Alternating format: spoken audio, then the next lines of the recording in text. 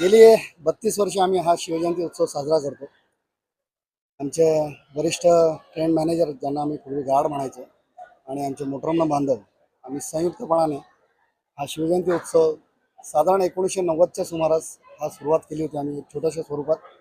त्याचा आज मोठ्या प्रमाणात आपण त्याचा हा उत्सव म्हणून आपण साजरा करतो आणि महाराजांचे विचार हे लोकांपर्यंत पोहोचावे, महाराजांनी केलेलं कार्य हे आपल्या जनसामान्यांपर्यंत सगळ्यांपर्यंत पोहोचावं हा त्याच्या मागचा उद्देश आहे।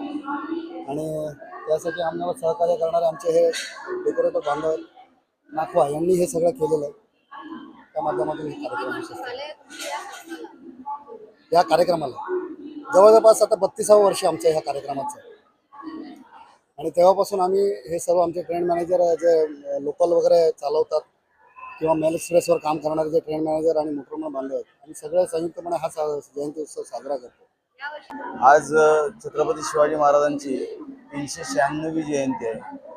आमचं जय महाराष्ट्र मंडळ आणि ट्रेन मॅनेजर आणि मोटरमन बांधवांच्याकडून 1987 पासून या ऐतिहासिक वर्ल्ड हेरिटेज बिल्डिंगमध्ये त्यांच्याच नावाने आहे हे स्टेशन, ट्रेन मॅनेजर आणि मोटरमन बांधव अतिशय उत्साहात गेले जवळजवळ 30-35 वर्ष झालं हा उत्सव खूप मोठ्या प्रमाणात साजरा करतोय। नुसताच साजरा करत नाही, कारण आमची ड्युटी ट्रेन मॅनेजर आणि मोटरमनची नेचर अगेन्स्ट आहे।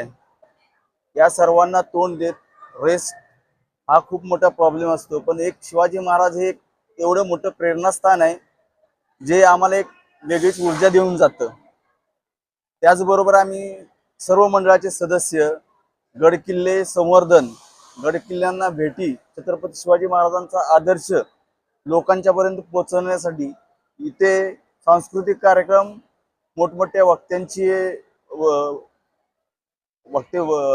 आयोजन, त्यांच्या इतिहासाचं अवलोकन लोकांना आणि मंडळाच्या सदस्यांना पण छत्रपती शिवाजी महाराजांच्यावर प्रेम करणाऱ्या तमाम मावळ्यांना एक ऊर्जा स्रोत देण्यासाठी त्यांचं कार्य कसं लोकांच्या पर्यंत जाईल आणि त्या अनुषंगाने आपल्या पुढे जो आदर्श त्यांनी निर्माण केलेला आहे, परकी सत्तांना 5-5 शहायांना त्यांनी त्यांच्या विरुद्ध लढाई देऊन हिंदवी स्वराज्य निर्माण केलं, ते आज आपण 400 वर्षानंतर सुद्धा आपण विसरू शकत नाही की आपला स्वाभिमान त्यांनी जागृत केलाय, स्वतःचं स्वराज्य ज्यांनी निर्माण केलं त्या छत्रपती शिवरायांना आणि सर्व मावळ्यांना मंडळातर्फे विनम्र अभिवादन।